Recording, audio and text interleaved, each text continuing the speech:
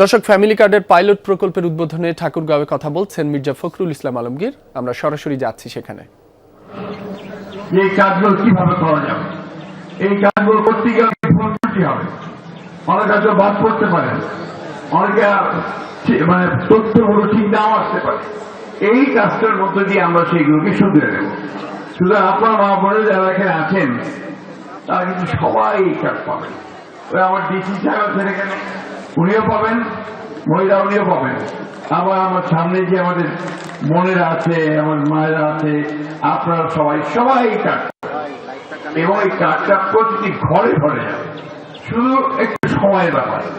শুরু যখন করেছেন আমাদের চেয়ারম্যান তারেক রহমান সাহেব, প্রধানমন্ত্রী তারেক রহমান সাহেব, তখন এটা অবশ্যই আমরা আজকে এই অনুষ্ঠানের পক্ষ থেকে, আপনাদের সকলের পক্ষ থেকে আমি আমাদের প্রধানমন্ত্রী তারেক রহমান সাহেবকে আন্তরিক ধন্যবাদ এবং কৃতজ্ঞতা জানাতে চাই যে তিনি আমাদের রহিমনপুরের এই ওয়ার্ডটিকে বেছে নিয়েছেন একটা পাইলট প্রজেক্ট হিসাবে।